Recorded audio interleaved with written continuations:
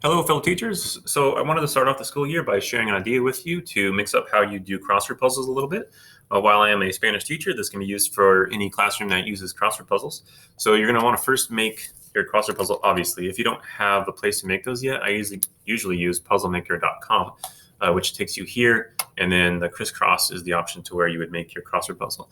So if you do it normally, you would make it and then you'd print it off. You'd have your title, your puzzle, and then your clues down here, and that'd be normal. So what you're gonna do this time though is you're gonna print this one off, and then you're gonna print off two more versions of it. But the other two versions are going to be without all of the clues, and they'll just be blank.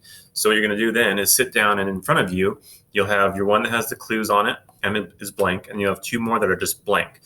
And I'm gonna show you what these are different crossword puzzles, but it'll put the idea across. So you'll have two blank ones like this without any clues at the bottom.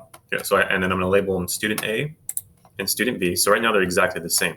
And then I'm going to fill them out by hand. And what I like to do is fill out one puzzle with all of the horizontal answers and then the other puzzle with all of the vertical answers. And what I'll end up with is this. I'll have all of my verticals on student B and the horizontals on A, or vice versa. It really doesn't matter.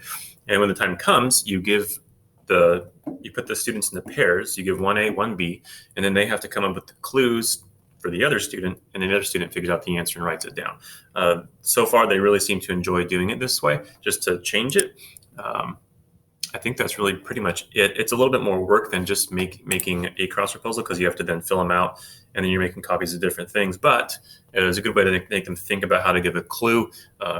Fantastic for a world language classroom, but it could also be helpful for anything really. Doesn't matter what class you're in. That's it. If you have questions about this, let me know. Otherwise, thanks for stopping by, and we'll see you next time. Hasta luego.